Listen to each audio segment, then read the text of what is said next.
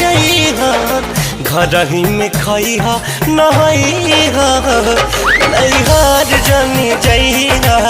घर ही में खइहा नहइहा